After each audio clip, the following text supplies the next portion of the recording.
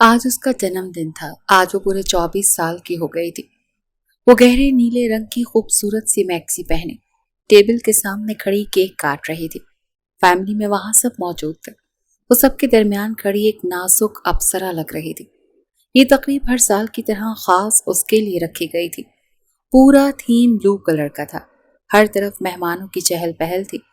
اب وہ سب مہمانوں سے مسکرا مسکرا کر مل رہی تھی اور تحائف وصول کر رہی تھی۔ ہناوے خان، تورحان خان کی چھوٹی بیٹی۔ بڑی بیٹی ہنا تو شادی کے بعد ملک سے باہر چلی گئی تھی۔ ہناوے کی رنگت کوئی دودھ کی طرح سفید نہیں تھی، وہ سانولی تھی، مگر وہ خوبصورت تھی، بے تحاشا خوبصورت، کیونکہ اس کے چہرے کے نقوش خوبصورت تھے۔ سب مہمانوں سے ملنے کے بعد وہ واپس اپنی جگہ پر جا کر کھڑی ہوئی۔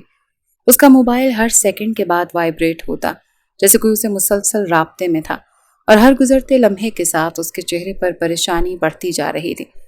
تورحان صاحب سب سے ملنے کے بعد اس کے پاس آئے۔ میری پرنسس ٹھیک تو ہے نا؟ اس کی پیشانی بھانپ چکے تھے۔ بابا، مجھے گھبراہٹ ہو رہی ہے، مزید میں یہاں نہیں رک سکتی، میرا دم گھٹ رہا ہے۔ بالآخر وہ بول پڑی تو وہ مسکرائے۔ ٹھیک ہے بھائی، ٹھیک ہے، میری شہزادی تھک چکی ہوگی، جاؤ آرام کر لو اور مجھے کوئی ڈسٹرب نہیں کرے گا۔ وہ انگلی اٹھا کر وارن کرنے والے انداز میں بولی تو اس کا اشارہ سمجھتے ہوئے وہ ہنس دیے۔ میں پوری کوشش کروں گا، لیکن اگر پھر بھی وہ بے قابو ہو گئی تو میں کچھ کہہ نہیں سکتا۔ انہوں نے دونوں ہاتھ کھڑے کر کے جیسے اپنے کاندھے سے بوجھ اتار دیا تھا۔ ہناوے چہرے کے عجیب و غریب زاویے بنائے مہمانوں کے ہجوم سے نکل کر سیڑھیاں عبور کر کے اپنے کمرے میں آ گئی۔ وہاں کر اس نے گہری سانس لی، پھر بیڈ پر بیٹھ کر دونوں پاؤں سے ہیل اتار کر دور پھینکی۔ ہاتھ کے بریسلٹ، گلے کا نیکلس اور کان کے ایئر رنگز سب اتار کر ایک طرف پھینک دیے۔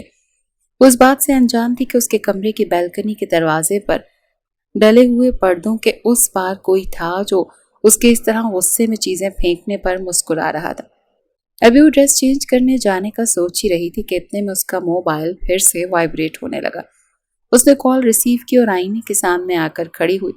وہ ایک ہاتھ سے ٹیشو سے میک اپ صاف کر رہی تھی اور دوسرے ہاتھ سے فون کان سے لگائے کھڑی تھی۔ کیا مسئلہ ہے بھائی؟ کیوں بار بار کال کر رہے ہو تم لوگ؟ مجھے جب پلان کینسل کر دیا تھا میں نے، تو اب کیوں مجھے تنگ کر رہے ہو؟ اسے اتنا غصہ آیا ہوا تھا کہ اس کا دل کر رہا تھا کہ فون کے دوسری طرف موجود شخصیت کا گلا گھونٹ ڈالے۔ ارے بھائی، مجھے نہیں آنا وہاں۔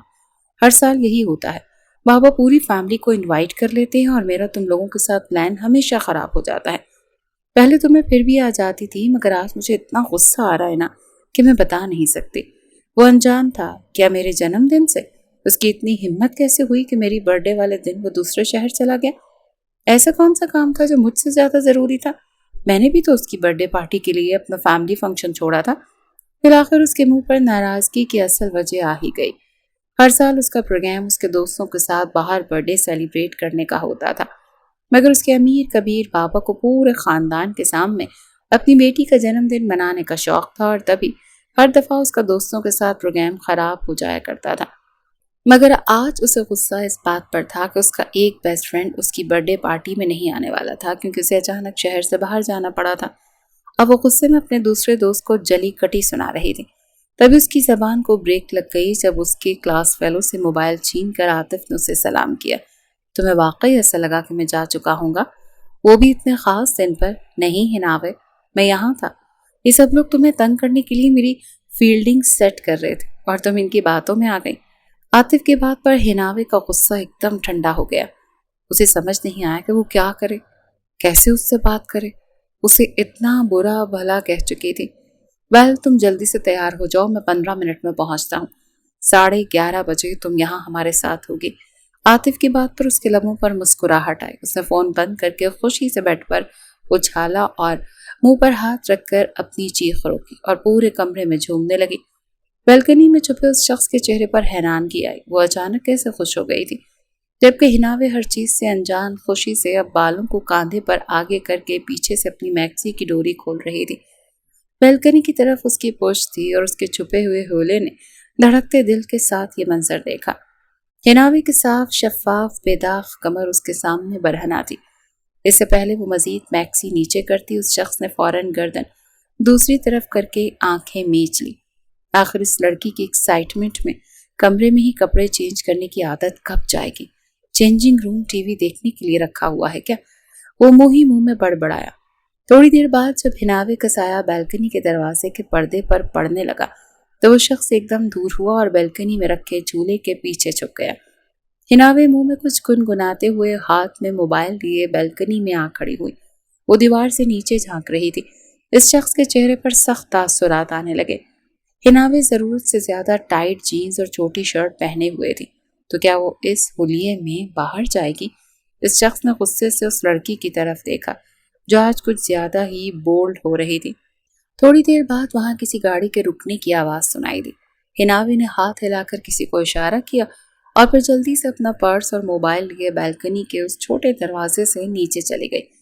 यानी वो घर वालों से छुपकर दोस्तों के साथ बर्थडे मनाने जा रही थी। इस शख्स ने फौरन खड़े होकर बैल्कनी से नीचे झांका तो गुस्से से उसकी गर्दन की रगें तन गईं। हिनावे अपने उसी क्लास वालों के साथ उसकी कार की फ्रंट सीट पर बैठ रही थी। इस शख्स की आंखें जब्त से सुर्ख हो गई थी। आतिफ ने मुस्कुराकर कुछ कहा और उसके अंदाज पर हिनावे बेसाख्ता हंस पड़ी। इस होले ने गुस्से से दीवार पर रखे खूबसूरत गुलाब के फूल के गमले में एक गुलाब दबोचा। उसके कांटे उसकी मुट्ठी में चुभे थे मगर उसे होश कहाँ था। गाड़ी दूर नहीं जा चुकी थी। उस शख्स ने गुस्से से उस गुलाब को मुट्ठी में उन कांटों समेत दबोच कर गमले से उखाड़ दिया और गुस्से से उसे जमीन पर फेंक दिया। हथेली खून से सुर्ख पड़ चुकी थी और उसकी आंखें आग उगल रही थी। फिर वो दराज का पर्दा हटाकर अंदर आया और उसके कमरे को गौर से देखने लगा। उसकी ड्रेसिंग टेबल पर हाथ फेरते हुए उसके लम्स को महसूस करने लगा। उसकी मेकअप किट पर जो खुली पड़ी थी उसे बंद करने लगा। फिर उसकी नज़र सामने दीवार पर लगी उसकी तस्वीर पर गई। उसने उंगली की पोर से उसके होंठों को छुआ जैसे वो तस्वीर ना हो, हकीकत में वहां हो। मैंने तुमसे ज्यादा कोई खूबसूरत अप्सरा नहीं देखी। तुम इतनी खूबसूरत क्यों हो हिनावे खान? मैं तुम्हारे इश्क में पल पल तड़प रहा हूँ। तुम्हें अंदाजा भी नहीं होगा कि मैं तुम्हारे इन खूबसूरत होंठों को छूने के लिए, इनके लम्स के लिए कितना बेताब हूँ। मुझे कितनी तलब है तुम्हारी और तुम्हारे जिस्म की खुशबू की। वो उसकी तस्वीर को देखते हुए सरगोशी नुमा अंदाज में बोला। फिर उसने पलट कर बेड पर पड़ी उसकी उतरी हुई मैक्सी को इतनी नरमी से छुआ जैसे वो उसके मखमली बदन को छू रहा हो। उसकी मैक्सी को करीब करके उसने शिद्दत से गहरी सांसें भरी। हिनावे के जिस्म की खुशबू उसकी सांसों के जरिए रगों में उतरने लगी। उसके जज्बात अचानक ही बहकने लगे। उसने और ज्यादा शिद्दत से उसकी मैक्सी को खुद में भींचा जैसे हिनावे को खुद में कैद करना चाह रहा हो। वो कई लम्हे उसकी मैक्सी सीने में भींचे आंखें बंद किए खड़ा रहा। फिर उसकी मैक्सी को बहुत नरमी से वापस बेड पर रख दिया और उसके बेड पर सिरहाने बैठ कर उसके बिस्तर पर हाथ फेरते हुए उसके जिस्म की तपिश महसूस करना चाही। सिलवटों भरा उसका बिस्तर जहां वो सोती थी, उस शख्स ने नरमी से उसके तकिए पर अपना सर रख दिया और यूं ही धीरे धीरे उसके बिस्तर पर हाथ फेरता रहा जैसे उसके बदन की गर्मी को महसूस करना चाहता हो। लिटिल गर्ल, मैंने तो सोचा था कि जब मैं लौटूंगा तो तुम मेरा शिद्दत से इंतजार कर रही होगी, मगर तुम तो मुझे भूल गए। तुम मुझे कैसे भूल सकती हो हिनावे? वो उसके नरम गर्म बिस्तर पर उंगलियां फेरते धीरे से शिकवा कर रहा था जैसे वो अभी उसके साथ ही लेटी हो। मुझे याद है, मुझे आज भी याद है तुम्हारी आंखों की वो सख्ती जो मुझे किसी और के साथ देखकर तुम्हारी आंखों में उतर आई थी हिनावे खान। मुझे आज भी याद है तुमने उस छोटी सी उम्र में भी मुझ पर हक जताया था। मैं तो उसी लम्हे तुम्हारा हो गया था। मैंने तो उसी पल खुद को मुकम्मल तुम्हें सौंप दिया था, तो फिर आखिर तुम मुझे कैसे भूल सकती हो? नरम लहजे से शिकायतें करते उसने गर्दन घुमाकर उसकी खूबसूरत सी तस्वीर को देखा। हिनावे, जो चीज इस छोटी सी उम्र में तुम मेरे लिए नापसंद कर रही थी, मेरा किसी और के करीब जाना, तो तुम कैसे भूल गई कि मैं तुम्हारा रोमान तुम्हें किसी और के पास जाने दूंगा? हरगिज नहीं मेरी जान, हरगिज नहीं। उसकी आंखों में सुर्ख चूड़ियां देख रही थी। वो उठकर बैठ गया। तुम मेरी हो हिनावे, सिर्फ मेरी, सिर्फ अपने रोमान की। तुम रोमान की चाहत हो। तुम यहाँ मेरे दिल में धड़कती हो। तुम यहाँ बसती हो हिनावे। बहुत जल्द तुम ये जान लोगे कि तुम किसी आम शख्स का इश्क नहीं, तुम्हें चाहने वाला शख्स बहुत खास, बहुत ज्यादा खास, और किसी दूसरे की इतनी औकात नहीं कि कोई तुम्हें छुए। तुम सिर्फ मेरी हो। وہ اٹھ کر ایک بار پھر اس کی تصویر کے سامنے کھڑا ہوا۔ اس کی تصویر کو ایسے دیکھ رہا تھا جیسے اس کی جلتی آنکھوں کو ٹھنڈک مل رہی ہو۔ مجھے معاف کرنا میری جان، میں ایسے تم سے نہیں ملنا چاہتا تھا، لیکن تم نے مجھے خود مجبور کر دیا، میرے اندر کے مانسٹر کو جگا دیا۔ اب میں تمہیں اپنی قربتوں سے روشناس کرواؤں گا، اور پھر تم جان لوگی کہ تم صرف میری ملکیت، صرف رومان کی۔ وہ شدت بھرے لہجے میں بولا، اور اگر میری ملکیت پر کسی نے اپنی نظر ڈالی تو میں اسے برباد کر دوں گا۔ اس دفعہ اس کا لہجہ اتنا کاٹ دار تھا کہ اگر حناوے یہاں موجود ہوتی تو سہم ضرور جاتی۔ ابھی وہ پلٹ کر واپس جاتا تبھی اس کے موبائل پر میسج ریسیو ہوا، جسے پڑھ کر اس کی آنکھیں سرخ انگارے جیسی ہو گئیں۔ اس نے بمشکل اپنے غصے بھری دھاڑ روکی اور ایک قہر برساتی نگاہ حناوے کی تصویر پر ڈالی۔ میں نے کہا تھا نا، تم صرف میری ہو، صرف رومان کی۔ آخر تم نے وہی کیا جس کے لیے میں نے تمہیں کئی سالوں پہلے منع کیا تھا۔ اس کے پراسرار لہجے میں ایسی شدت تھی جس مدھم روشنی والے کمرے کے ماحول کو اور زیادہ ہیبت ناک بنا رہی تھی۔ اور اب تو دیکھو گی تم حناوے کہ میں تمہارے ساتھ کیا کرتا ہوں۔ میں نے تو ہمیشہ تم سے پہلی ملاقات کو خوبصورت بنانے کی کوشش کی تھی، لیکن اگر تم چاہتی ہو جو میں نہیں چاہتا تو ایسا ہی صحیح۔ حناوے خان تیار ہو جاؤ، بہت جلد تم ایک مسنگ پرسن بن جاؤ گی۔ اس کی آنکھوں میں شعلے بھڑک رہے تھے۔ ایک عہد تھا جو اس نے اس سے کیا تھا، ایک عہد تھا جو اس نے خود سے کیا تھا۔ وہ تھک ہار کر سو گئی تھی۔ رات دوستوں کے ساتھ پارٹی کے بعد وہ گھر دیر سے پہنچی تھی۔ اپنے بابا سے تو پہلے ہی کہہ چکی تھی کہ کوئی اسے ڈسٹرب نہ کرے، لیکن اسے پکا یقین تھا کہ کوئی نہ کوئی اسے لازمی ڈسٹرب کرے گا، اور وہی ہوا۔ ہنا دبے پاؤں اس کے کمرے میں داخل ہوئی۔ ایک طرف کیک کا ڈبہ رکھا تھا اور بہت سارے غباروں کو پورے کمرے میں بکھیر دیا۔ وہاں پہلے ہی بہت سارے گفٹس باکسز پڑے تھے اور اب اس کے گال تھپک رہی تھی۔ حناوے خان اٹھو، شاباش، دیکھو تمہاری بہن دوسرے ملک سے خاص تمہارے لیے آئی ہے۔ وہ ہر سال دوسرے دن صبح ہی صبح وہاں پہنچتی تھی۔ کافی دیر تک حناوے کو اٹھانے کی کوشش کے بعد بلاخر حناوے کسمساتی ہوئی اٹھ گئی اور خون خار نظروں سے اسے گھورنے لگی۔ ہیپی برتھ ڈے ٹو یو چھوٹی۔ ہنا نے بڑے پیار سے اسے برتھ ڈے وش کیا تھا۔ شٹ اپ ہنا یار، سونے کیوں نہیں دیتی تم؟ ہر سال اسی دن آ کر ٹپکنا ضروری ہے تمہیں؟ وہ منہ بسوڑ کر اٹھ بیٹھی تو ہنا نے مسکراتے اسے گلے لگایا تو حناوے بھی مسکرائی۔ چڑیل، آئی لو یو، کبھی تو وقت پر جاگ جایا کرو۔ ہنا نے اس کے گال کھینچے تو وہ ہنس پڑی۔ تم جانتی ہو نا ہنا، میں رات دوستوں کے ساتھ ہوتی ہوں۔ ہنا سب جانتی تھی تبھی مسکرائی، اور پھر اس نے حناوے سے کیک کٹوایا اور اسے گفٹ دیا، اور تھوڑی دیر کے بعد وہ کمرے سے چلی گئی۔ حناوے اٹھ کر شیشے کے سامنے آ کر کھڑی ہوئی۔ اس کے ہاتھ میں ایک ڈائمنڈ کی رنگ چمک رہی تھی۔ اسے دیکھ کر حناوے کے چہرے پر مسکراہٹ بکھرنے لگی۔ رات عاطف نے اس سب کے سامنے اسے پرپوز کیا تھا اور اس نے قبول بھی کر لیا تھا۔ ابھی وہ یہی دیکھ کر مسکرا رہی تھی تبھی اس کی ڈریسنگ پر نظر رکھ کے اس خوبصورت باکس پر گئی جو پیک نہیں تھا، وہ تمام گفٹ سے الگ رکھا ہوا تھا۔ ہر سال کی طرح اس دفعہ بھی اسے وہ ریسیو ہوا تھا۔ ہمیشہ اسے ایسا ہی باکس ریسیو ہوتا تھا جس کے اندر بریسلیٹ، نیکلس یا پھر دوسری جولری ہوتی تھی، اور ساتھ ایک چٹ رکھی ہوتی تھی جس پر لکھا ہوتا تھا ہیپی برتھ ڈے مائن۔ حناوے بہت بیزاری سے وہ باکس کھول رہی تھی۔ وہ نہیں جانتی تھی کہ وہ کون تھا اور یہ سب کیوں کرتا تھا۔ اسے ہمیشہ ایک مذاق لگا تھا، مگر آج وہ باکس کے اندر رکھی چٹ اور گفٹ کو دیکھ کر حیران رہ گئی تھی۔ اندر ایک خوبصورت سی انگوٹھی رکھی تھی اور ساتھ ایک چٹ جس پر لکھا تھا happy birth day dear future wifey, بہت جلد تمہیں سب سے چرا کر میں اپنا بنا لوں گا، انتظار کرنا۔ ہیرے کی انگوٹھی اس کے ہاتھ سے چھوٹ کر نیچے گری اور وہ کپ کپاتے ہاتھوں سے بار بار اس چٹ کو پڑھ رہی تھی۔ تو کیا یہ عاطف تھا؟ کیا وہی چھپ کر اسے یہ سب کر رہا تھا؟ حناوے ششدر رہ گئی۔ اس کا مطلب عاطف اسے کئی سالوں سے خفیہ طور پر گفٹس بھیج رہا تھا۔ وہ اسے ہمیشہ سے چاہتا تھا۔ حناوے کو یہی لگا تھا اور اسے بالکل غلط لگا تھا۔ وہ مسکرا رہی تھی مگر وہ اس بات پر غور نہیں کر رہی تھی کہ آخر ایک ہی شخص اسے 2 دفعہ انگوٹھیاں کیوں دے گا۔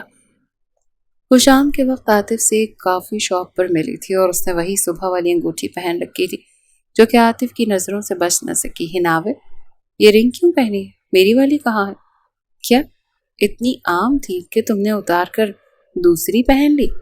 عاطف کو واقعی برا لگا تھا جبکہ حناوے کھلکھلا کر ہنسی۔ او کم آن عاطف، ابھی ڈرامہ بند کرو سمجھے، ورنہ میں تمہاری جان لے لوں گی۔ پتا ہے مجھے کہ تم کتنے میسنے انسان ہو، سب جان گئی ہوں میں۔ اس کی بات پر وہ ناسمجھی سے اسے دیکھنے لگا۔ سوری، تم نے ہی تو یہ گفٹ کی ہے نا، اور مجھے سب پتا ہے تم کتنے سالوں سے مجھے یہ خفیہ تحائف بھجوا رہے ہو۔ دیکھو آج میں نے پہن ہی لیا اور تمہاری محبت میرے دل میں اور بڑھ گئی۔ وہ ہنوز مسکرا رہی تھی مگر عاطف کے چہرے پر الجھن نمایاں تھی۔ حناوے، یہ تم کیا کہہ رہی ہو؟ میں نے تمہیں کوئی خفیہ تحائف نہیں بھیجے۔ اور اس دفعہ حناوے کے چہرے پر الجھن اتر آئی۔ کیا مطلب؟ تم نے نہیں بھیجا یہ تحفہ؟ ہیپی برتھڈے فیوچر وائفی والے نوٹ کے ساتھ؟ نہیں یار، کیا ہو گیا تمہیں؟ میں نے کوئی تحفہ نہیں بھیجا۔ اس کی بات پر حناوے کے چہرے کی گھبراہٹ بڑھنے لگی تھی۔ یعنی وہ کوئی اور تھا؟ وہ حیران تھی۔ تبھی عاطف ایکسکیوز کرتا ہوا کال پک کر کے باہر چلا گیا اور اسی وقت حناوے کے موبائل پر میسج آیا۔ تم نے غلط گیس کیا تھا میری جان، تم صرف میری ہو، صرف میری، اور میں بہت جلد تمہیں سب سے چھین لوں گا۔ تمہارے ساتھ موجود وہ شخص تمہارے لائق نہیں، صرف میں تمہارے لائق ہوں اور تم صرف میری ہو حناوے خان۔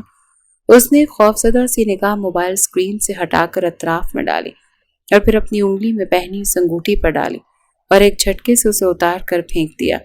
وہ اٹھ کھڑی ہوئی، اپنا پرس اور موبائل اٹھایا اور تیز تیز قدموں سے وہاں سے نکلتی چلی گئی۔ وہ جلد از جلد یہاں سے نکل جانا چاہتی تھی۔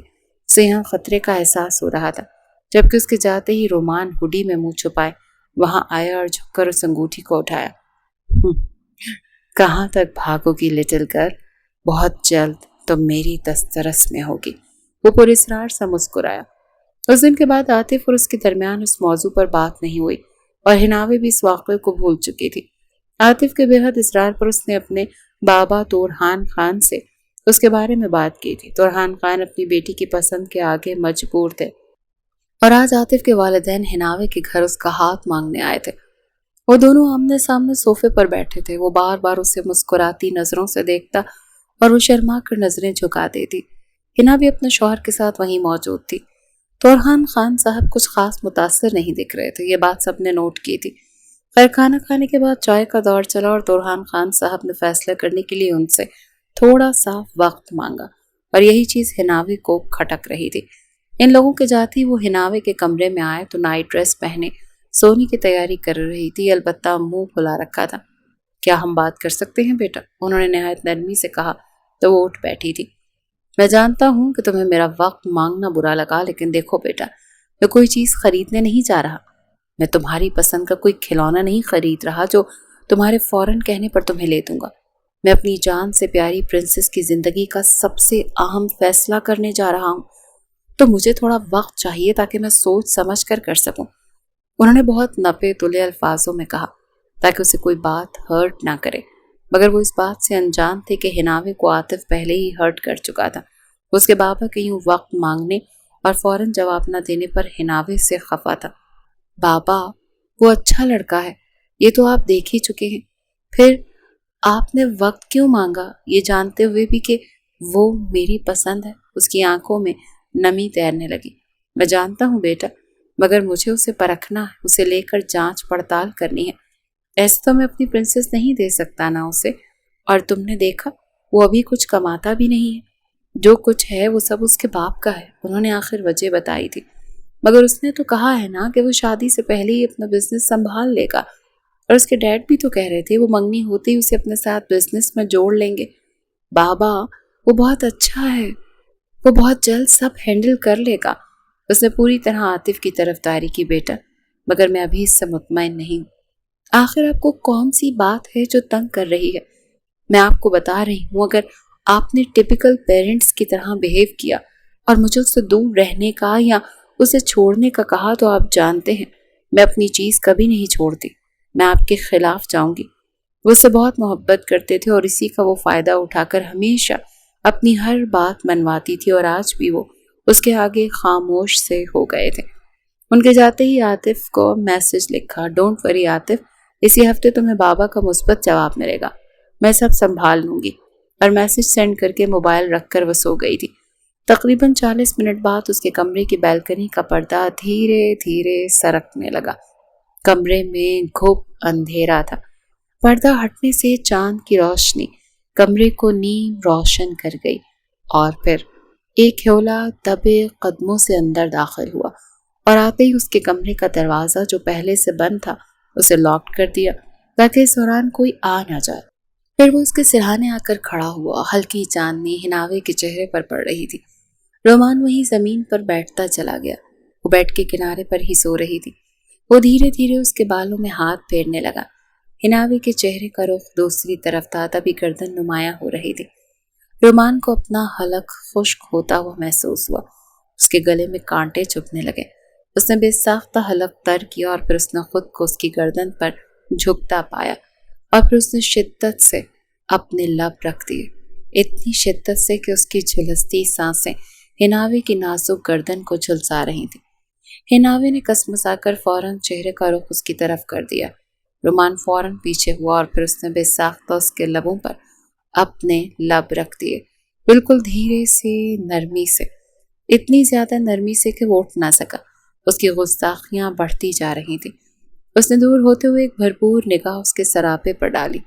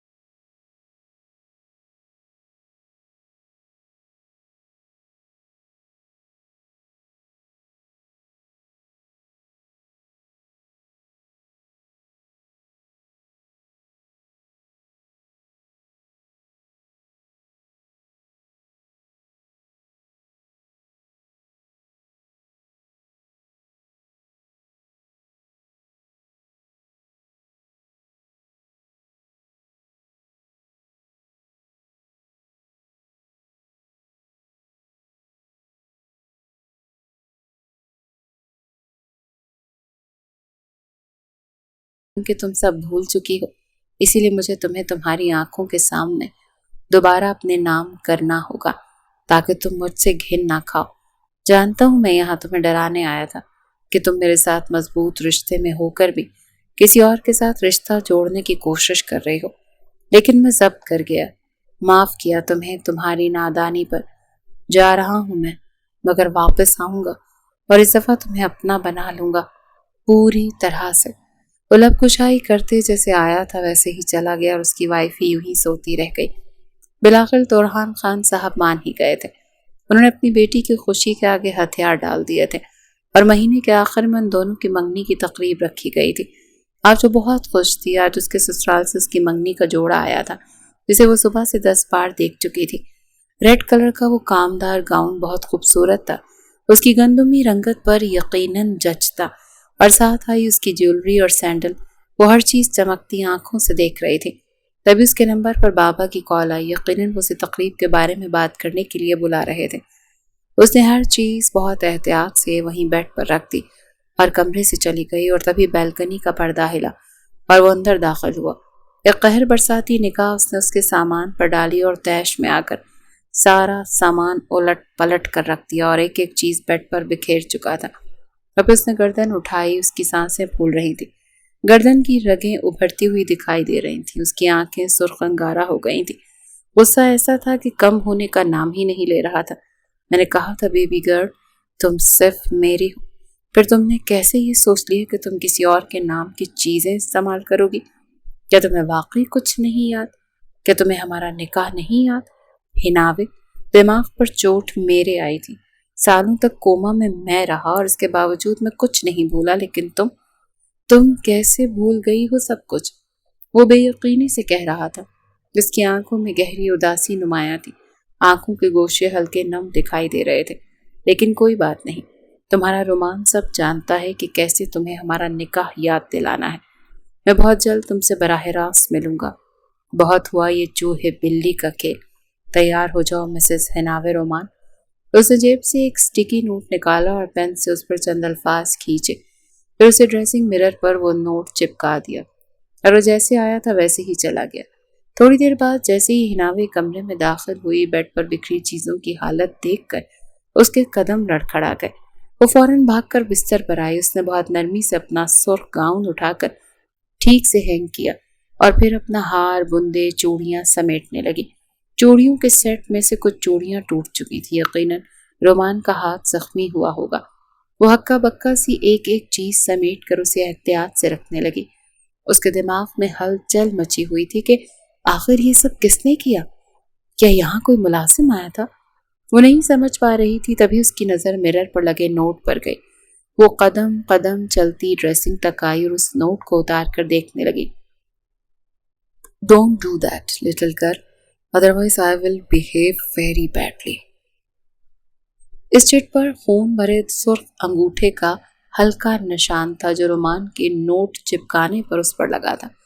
اس نوٹ کو پڑھ کر حناوی کو اپنا دل بند ہوتا ہوا محسوس ہوا۔ نوٹ چھوٹ کر نیچے جا گرا اور وہ دھڑکتے دل کے ساتھ بستر پر گرنے کے انداز میں بیٹھ گئی تھی۔ وہ پھر اسے وہ انگوٹھی یاد آئی اور وہ نوٹ اور اپنی ہر برتھ ڈے کا دن جب کوئی اسے وہی سیم باکس میں گفٹ بھیجا کرتا تھا۔ آخر کون تھا یہ اور کیا چاہتا تھا اس سے؟ اسے لگا اس کا سر پھٹ جائے گا اور پھر اچانک اس کا دماغ چلنے لگا۔ اس نے پورے کمرے میں نظر دوڑائی اور پھر بیلکنی کے دروازے پر۔ اس نے ایک جھٹکے سے اٹھ کر بیلکنی کا دروازہ بند کیا اور اس سے لگ کر بیٹھتی چلی گئی۔ اس کا جسم بری طرح سے کانپ رہا تھا۔ یعنی وہ شخص اس کے کمرے تک آ گیا تھا، یعنی وہ اپنے گھر میں ہی محفوظ نہیں تھی۔ اس کی خوشیوں کو پہلے ہی نظر لگ گئی تھی۔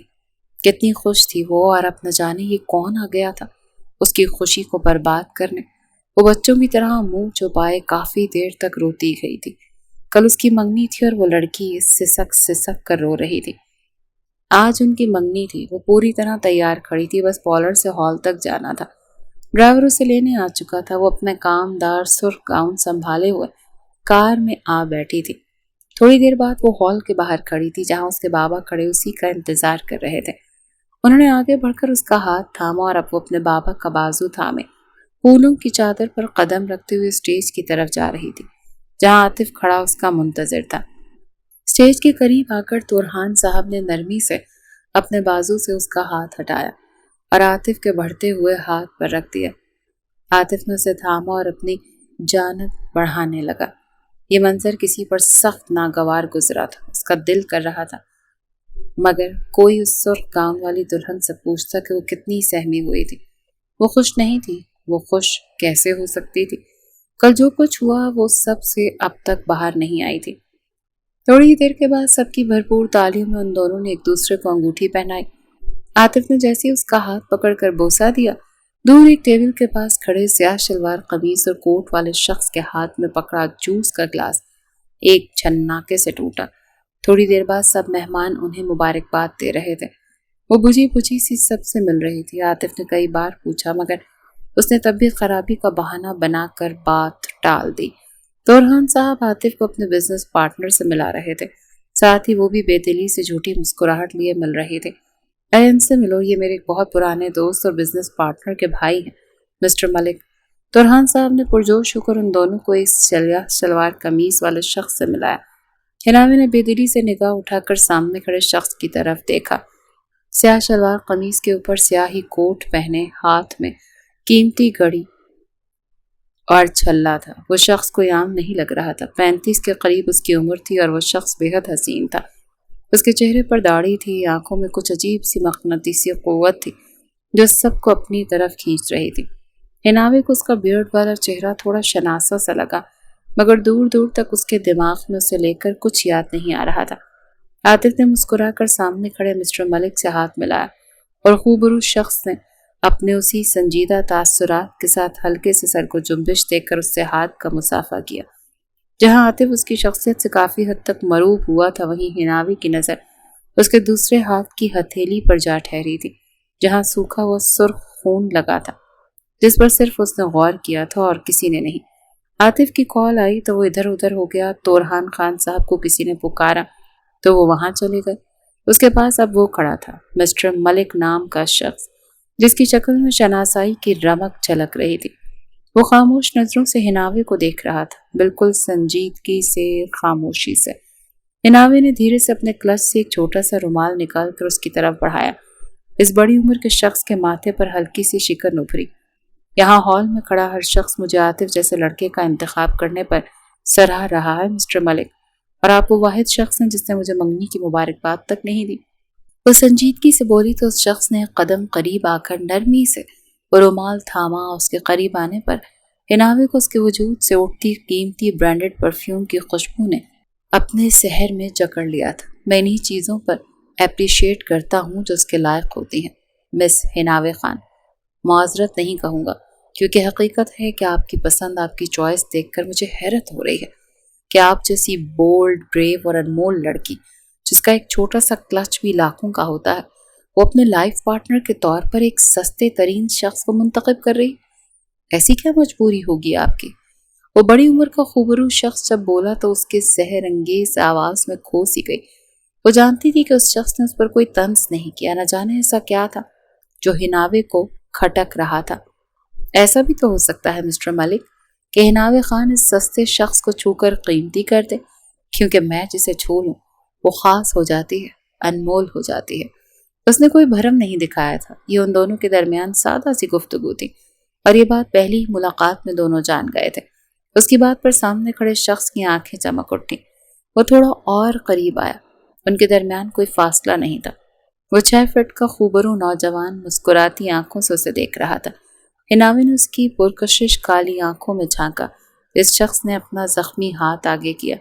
तो क्या इस जख्मी से शख्स को छूकर जख्म पर मरहम बन सकती हैं आप?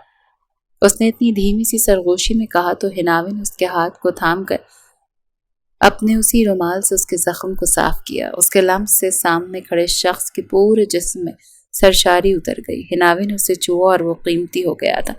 इस दौरान वो सर झुकाए पूरी तवज्जो से अपने काम में मसरूफ थी। वो सामने खड़े शख्स के सीने के बराबर आती थी। इस शख्स ने उसके करीब आकर एक गहरी सांस ली, जैसे उसकी खुशबू अपने अंदर उतार रहा, और फिर दूर हो गया। आप रुकें, मैं इस पर बैंडेज करवा देती हूँ, जख्म थोड़ा गहरा है। वो उसे देखकर फिक्रमंदी से बोली तो उस पूरे वक्त में वो पहली बार मुस्कुराया। एक दर्द भरी मुस्कुराहट उसके उनाबी लबों पर आई थी। मरहम रखना है तो इन जख्मों पर रखें जो दिखाई नहीं दे रहे, जो वाकई गहरे हैं। ये जख्म तो बहुत छोटा है, यहाँ तो कोई भी मरहम लगा सकता है। उसके ज़ूम आईनी जुमले पर वो बिना पलकें झपके उसे देखे गई। आखिर कौन था वो शख्स? अभी वो उसे कुछ जवाब देती जब किसी ने उसे पुकारा और वो बेसाख्ता मुड़ी, लेकिन जब वापस सामने देखा तो वो शख्स वहां नहीं था। वो बेसाख्ता नजरें इधर उधर दौड़ाए उसे पूरे हॉल में तलाशने लगी, मगर वो कहीं नहीं था। वो ड्राइविंग सीट पर बैठा तेज तेज सांसें ले रहा था। कोट उतार कर वो पहले ही पिछली सीट पर फेंक चुका था। उसे लग रहा था कि अब उसका दिल सीने से निकल कर बाहर आ जाएगा।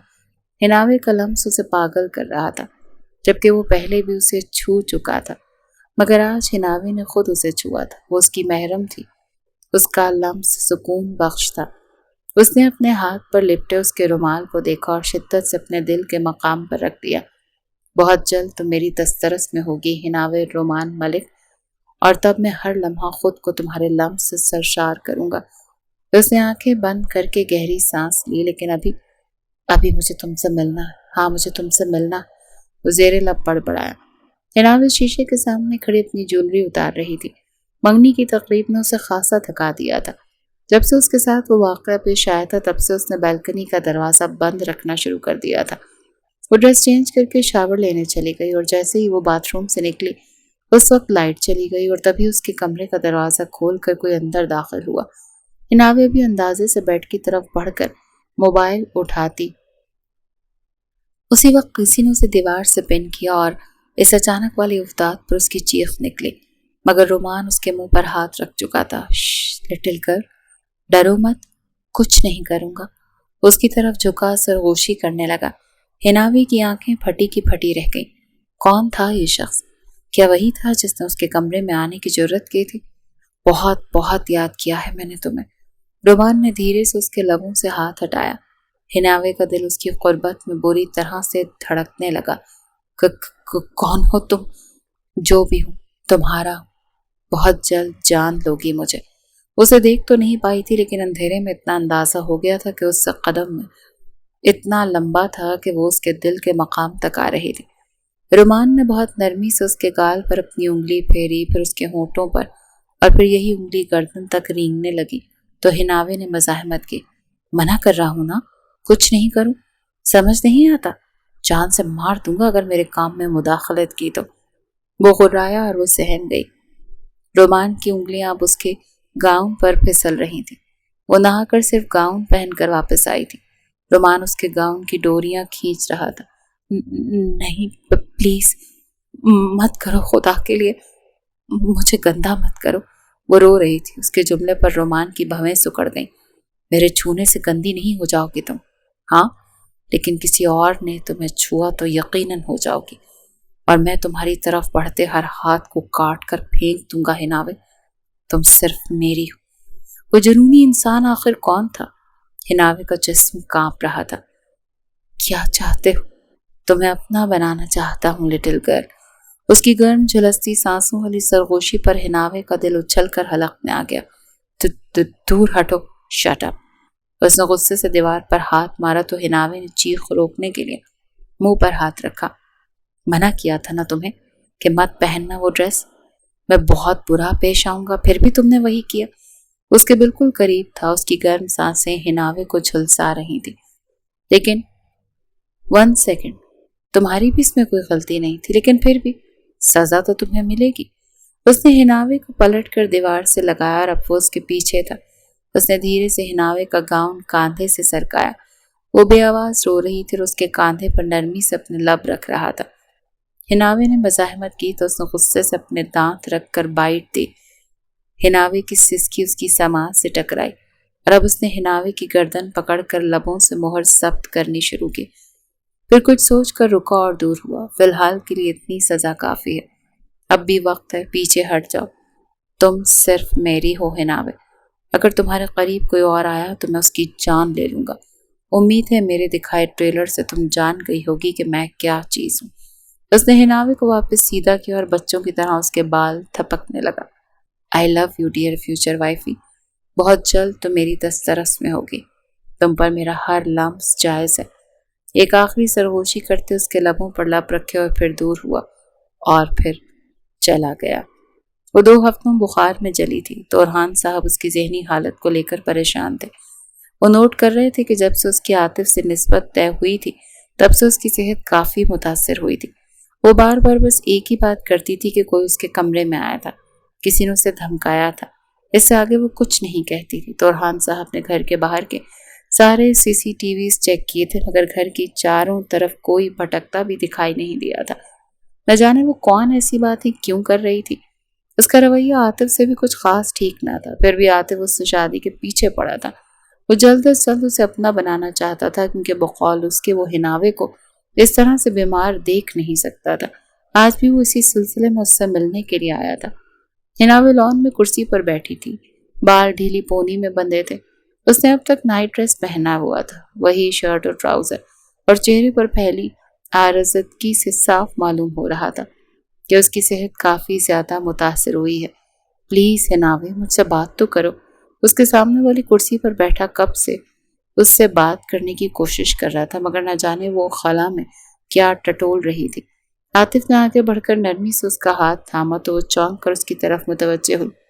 کیا میری محبت اتنی کمزور ہے کہ حناوے کہ تم مجھ سے ابھی سے دور ہو رہی ہو؟ ابھی تو میں نے تمہیں صرف اپنے نام کی انگوٹھی پہنائی ہے، ابھی تو مجھے تمہیں اپنا بنانا ہے، تمہاری شادی ہوگی، ہماری خوبصورت زندگی ہوگی حناوے۔ کیا تم مجھ سے بیزار ہو؟ کیا تم اس رشتے سے خوش نہیں ہو؟ اس کی اداسی بھرے انداز پر حناوے کو اسی لیے واقعی برا لگا تھا۔ اس سب میں اس کی تو کوئی غلطی نہیں تھی، وہ کیوں اسے خود سے دور کر رہی تھی جبکہ یہ رشتہ اسی کی مرضی سے تو ہوا تھا۔ عاطف مجھے سمجھ نہیں آ رہا کہ مجھے کیا ہوتا جا رہا ہے، مجھے راتوں کو ڈر سے نیند نہیں آتی اور وہ کچھ بولنے لگی تبھی عاطف نے نرمی سے اس کے لبوں پر انگلی رکھ دی۔ کچھ مت بولو، میں سنبھال لوں گا، تم ایک دفعہ میری بن جاؤ، میں تمہاری ہر رات رنگین کر دوں گا، میں تمہیں اپنے پیار بھرے لمس سے مدہوش کر دوں گا اور تم بالکل ٹھیک ہو جاؤ گی۔ عاطف نے نرمی سے اس کے لبوں پر انگوٹھا پھیرتے ہوئے کہا۔ اس کی بات پر حناوے نے ہچکچاتے ہوئے اس کے ہاتھ سے اپنا ہاتھ چھڑایا اور دور ہو کر بیٹھ گئی۔ عاطف اکثر ہی اس کے قریب آنے کی کوشش کرتا تھا، بھلے وہ اس کی پسند تھا، اس کا منگیتر تھا، مگر یوں اس طرح اس کا قریب آنا ہناوی کو غیر آرام دہ کر دیا کرتا تھا۔ شاید تم ابھی بھی راضی نہیں ہو، یعنی آج پھر مجھے خالی ہاتھ لوٹنا پڑے گا؟ وہ افسردگی سے بولا تو ہناوی نے گہری سانس لی تھی۔ شاید وہ صحیح کہہ رہا تھا۔ جب وہ اس کے ساتھ رہ رہی تھی تو اس انجان شخص کے خوف سے بچی رہے گی اور اس سے رات کو بھلا دے گی۔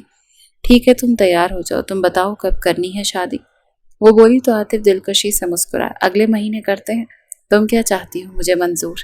بالآخر وہ بھی مسکراتی تھی۔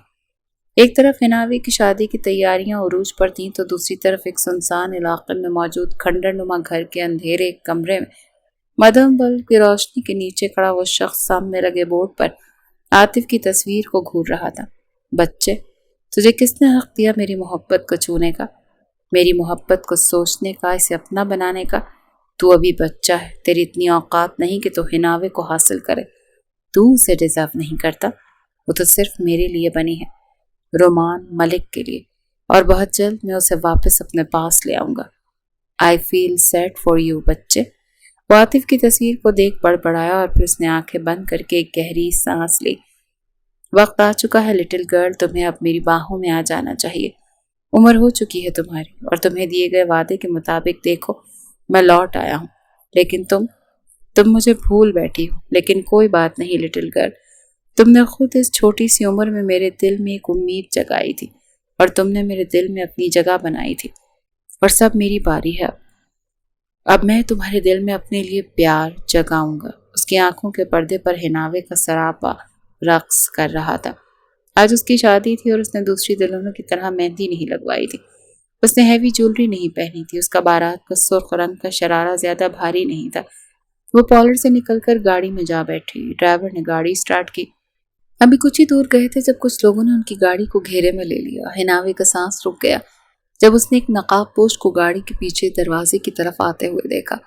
اس نے فوراً دروازہ لاک کیا، مگر اس شخص نے ایک زوردار مکہ مار کر گاڑی کا شیشہ توڑا اور گاڑی کا لاک کھول کر اندر داخل ہوا۔ ہناوی کی مزاحمت بیکار تھی، وہ اسے بے ہوش کر کے گود میں اٹھائے اپنی گاڑی کی طرف لے جا چکا تھا۔ جب اسے ہوش آیا تو اس کا سر چکرا رہا تھا۔ اس نے آس پاس نظریں دوڑائیں، وہ کسی پلین میں تھی یا پرائیویٹ جیٹ میں۔ تبھی کوئی دوسری طرف سے نکل کر اس کی طرف آیا۔ ہناوی سیٹ سے بندھی ہوئی تھی، اس کے ہاتھ بھی بندھے تھے۔ وہ شخص اس کے سامنے آ کر بیٹھ گیا اور بہت محویت سے اسے دیکھنے لگا۔ اس کے منہ پر ماسک تھا۔ ہناوی خوفزدہ سے اسے دیکھنے لگی۔ کون ہو تم، اور مجھے کہاں لے جا رہے ہو؟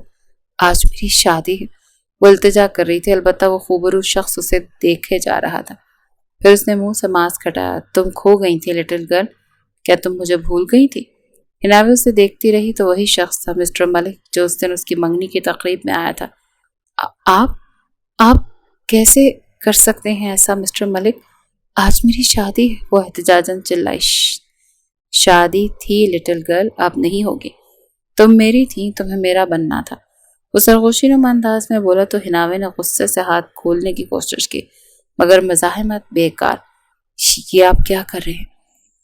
آپ اپنی عمر دیکھیں اور میری دیکھیں۔ اس نے ایک ناکام کوشش کی، شاید اس شخص کو شرم آ جائے، مگر اس کی بات پر قہقہ لگا کر ہنس پڑا۔ انٹرسٹنگ لٹل گرل، مجھ سے نکاح کی ضد کرتے وقت تمہیں میری عمر کا خیال نہیں آیا تھا؟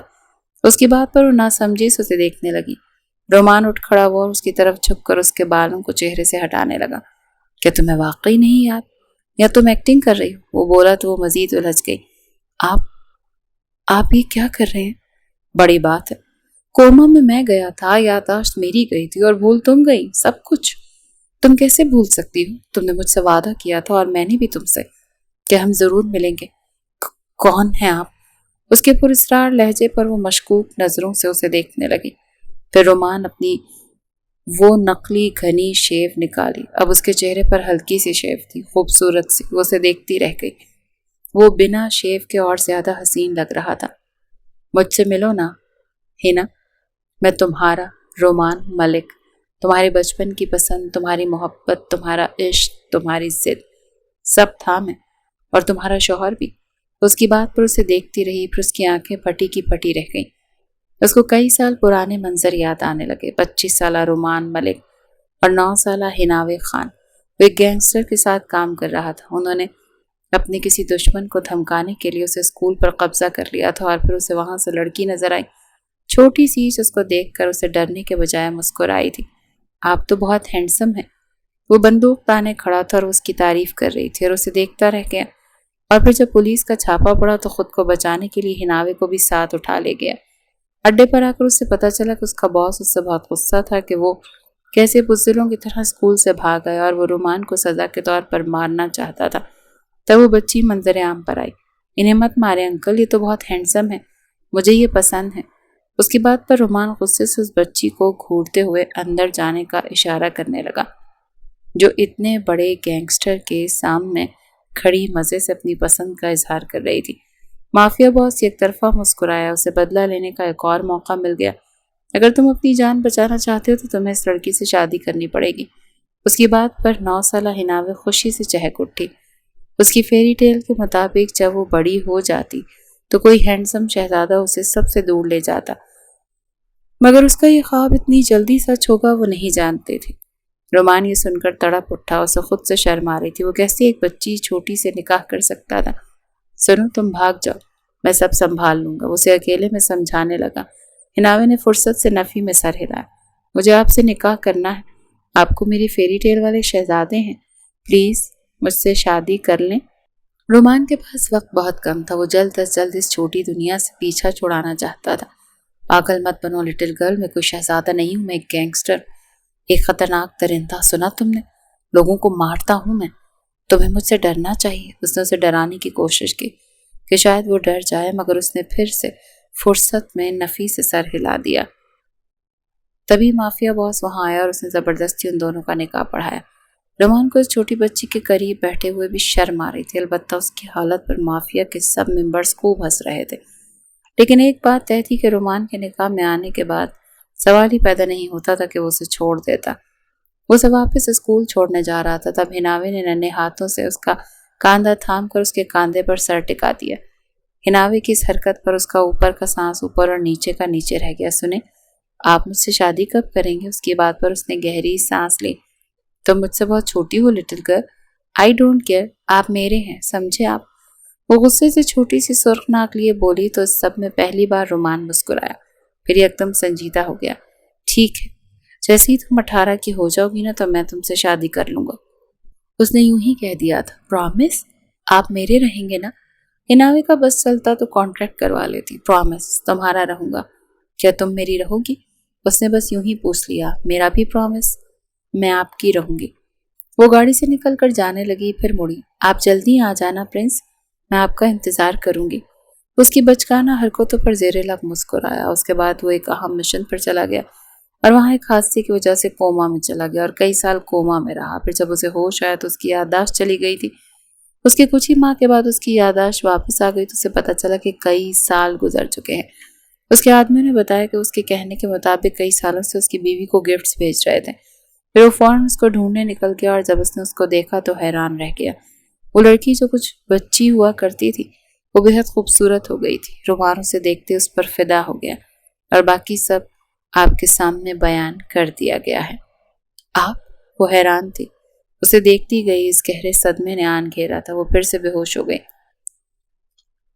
وہ اسے اپنے دبئی والے اپارٹمنٹ پر لے آیا۔ ہناوے کو ہوش آیا مگر وہ چپ رہی، اسے دیکھتی رہی۔ وہ اس کے کچھ کہنے کا منظر تھا۔ اس خوبصورت بڑے سے لگژری روم میں بیڈ پر بیٹھی وہ کاؤچ پر بیٹھے اس خوبصورت شخص کو دیکھ رہی تھی۔ پلیز ہنا، کچھ کھا لو۔ ٹھیک ہے، غصہ ہے نا تمہیں، بعد میں اتار لینا مجھ پر، مگر پلیز کچھ کھا لو۔ وہ خطرناک گینگسٹر اس چھوٹی سی لڑکی سے التجا کر رہا تھا۔ وہ طنزیہ انداز میں مسکرائی۔ اتنے سالوں سے کہاں تھے آپ؟ میں تو اس نکاح کو بھول بھی گئی تھی، میں تو اسے مذاق سمجھے تھے۔ او گاڈ، اگر آپ واپس نہ آتے تو میں کتنی بڑی گنہگار بن جاتی۔ نکاح پر نکاح کر کے میں تو ایک نئے عذاب میں گھرنے والی تھی۔ وہ صدمے سے بولی تو اس کے پاس آ بیٹھا۔ ہناوے نے غور سے اسے دیکھا، وہ پہلے سے زیادہ ہینڈسم لگتا تھا۔ میں کئی سال کوما میں تھا، میرے آدمی چھپ کر تمہاری حفاظت کرتے تھے، تمہیں تحائف بھیجتے تھے میری طرف سے۔ پھر مجھے ہوش آیا مگر یادداشت کھو بیٹھا۔ اور تمہیں کیا لگتا ہے میں کہیں اور تمہارا نکاح ہونے دیتا؟ ہرگز نہیں، وہ بہت سنجیدگی سے بولا۔ ہناوے نے بچوں کی طرح منہ پھیر کر ناراضگی کا اظہار کیا تو وہ زیر لب مسکرایا۔ اچھا، سوری، پلیز دیر سے آنے کے لیے معذرت۔ دیکھو میں اپنا وعدہ نہیں بھولا ہوں، مگر تم بھول گئی تھی۔ اس نے الٹا اس پر بلیم کیا تو ہناوے نے ہاتھ کی چوڑیاں اتار کر بیڈ پر پھینکی۔ ہاں تم ایک چھوٹی بچی تھی، وہ غصے سے بولی۔ بالکل، ایک چھوٹی سی بچی جو ایک گینگسٹر پر دل ہار بیٹھی تھی، رومان نے شرارتی لہجے میں کہا تو وہ کھا جانے والی نظروں سے اسے گھورنے لگی۔ شٹ اپ، زیادہ ہیرو مت بنے۔ اتنے سالوں بعد آ کر مجھے ڈرا دھمکا کر شادی سے بھگا کر آپ نے کوئی کمال نہیں کیا، سمجھے آپ؟ کمال ہی تو کیا ہے وائفی، اس نے اس کا ہاتھ چومتے ہوئے کہا تھا۔ میرے بابا، میری بہن، میرے جیجو اور میرا نہ ہونے والا شوہر سب پریشان ہو رہے ہوں گے۔ اس کی بات پر وہ ہنس پڑا۔ کس نے کہا کہ سب پریشان ہو رہے ہوں گے؟ سب حقیقت سے واقف ہیں، میں سب کو بتا چکا تھا۔ اور عاطف تمہارے لائق نہیں تھا ہنا، وہ تم سے پیار نہیں کرتا تھا، بلکہ وہ تمہارے ڈیڈ کے پرانے دشمن کا بیٹا تھا۔ وہ تمہارے ڈیڈ کے بزنس پر قبضہ کرنا چاہتا تھا۔ اس نے اسے سچائی بتائی تو وہ حیران رہ گئی۔ تم جھوٹ کہہ رہے ہو، خود سن لو۔ اس نے موبائل نکال کر اس کے بابا کا واٹس ایپ نوٹ چلایا جس میں وہ کہہ رہے تھے کہ رومان تم اپنی امانت لے جاؤ، یہاں میں سب سنبھال لوں گا، کچھ وقت بعد ہم وہیں آ جائیں گے۔ وہ حیران تھی، یعنی اس کے بابا بھی واقف ہو گئے تھے؟ مگر آپ تو ڈیڈ کے بزنس پارٹنر کے بھائی تھے نا۔ وہ سب کیا تھا؟ میں نے ہی کہا تھا ان سے ایسا کہنے کے لیے تاکہ تم براہ راست مجھ سے ملو، شاید تم مجھے پہچان جاؤ۔ نکلی داڑھی لگا کر امید رکھتے ہیں کہ پہچانوں گی میں انہیں؟ بس وہ غصے سے بڑبڑاتے ہوئے جولری اتار کر پھینک رہی تھی اور رومان بیڈ پر وہیں ترچھا لیٹ کر اس کا غصہ انجوائے کر رہا تھا۔ 2 دن ہو گئے تھے وہ بچوں کی طرح اس کا خیال رکھ رہا تھا۔ وہ جتنا اس کا خیال رکھتا وہ اتنا اسے نخرے دکھا رہی تھی۔ وہ واقعی اس سے ناراض تھی۔ ہے نا؟ تم آخر کیسے راضی ہوگی لٹل گرل؟ بتاؤ نا مجھے۔ آپ واپس اس لیے آئے ہیں نا کہ میں بس آپ کی وائف تھی؟ بس فرض نبھانے آئے تھے آپ، اس کے علاوہ کچھ نہیں ہوں میں آپ کی۔ نہ جانے وہ کیا سننا چاہتی تھی۔ رومان اسے کچھ سمجھاتا وہ غصے سے پیر پٹکتی ہوئی سیڑھیاں اتر کر نیچے آ گئی۔ پھر وہ گھوم کر پورا گھر دیکھنے لگی۔ تبھی اسے نیچے ایک کمرہ نظر آیا جہاں مدھم روشنی تھی۔ وہ اندر آئی تو پورا کمرہ اندھیرے میں ڈوبا ہوا تھا، بس ایک دیوار پر جہاں ایک پورٹریٹ لگا تھا وہاں لائٹ جل رہی تھی۔ وہ یہ دیکھ کر حیران رہ گئی کہ اس کی 18ویں سالگرہ کی تصویر رومان نے وہاں بڑی کر کے لگائی تھی۔ وہ حیرت سے آس پاس دیکھ کر دیواروں کو دیکھ رہی تھی جہاں اس کی مختلف تصویریں لگی تھیں۔ وہ مڑی تو اس کے بالکل پیچھے کھڑا مسکرا رہا تھا۔ تمہیں لگا کہ صرف وعدہ مجھے واپس لایا ہے؟ مجھے تم سے کتنی شدید محبت تھی ہناوے، میں بیان نہیں کر سکتا۔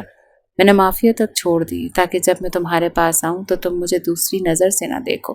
اس کے بالکل قریب کھڑا سرگوشی نما انداز میں کہہ رہا تھا، میں نے تمہیں بہت یاد کیا، میں بہت تڑپا ہوں تمہارے لیے ہناوے، پلیز اب یہ دوری تو ختم کر دو ورنہ تمہارا رومان تو تڑپ تڑپ کر مر جائے گا۔ اس کی شدت بھرے انداز پر اچانک ہناوے نے اس کے لبوں پر اپنا نازک ہاتھ رکھا۔ خاموشی سے اس کی آنکھوں میں دیکھتی رہی۔ رومان نے دھیرے سے اس کا ہاتھ تھام کر اس پر شدت سے لب رکھے تو ہناوے نے گہری سانس لی۔ کیا آپ مجھ سے شادی کرو گے ہینڈسم؟ اب تو میں بڑی بھی ہو گئی ہوں نا۔ اس کی بات پر ہنس دیا تھا۔ ہناوے دھیرے سے مسکرائی۔ رومان اس کے ماتھے پر لب رکھ کر اسے اپنے سینے میں بھیج چکا تھا۔ وہ اسے اب کھونا نہیں چاہتا تھا۔ ان کی زندگی کا ایک حسین باب آ چکا تھا۔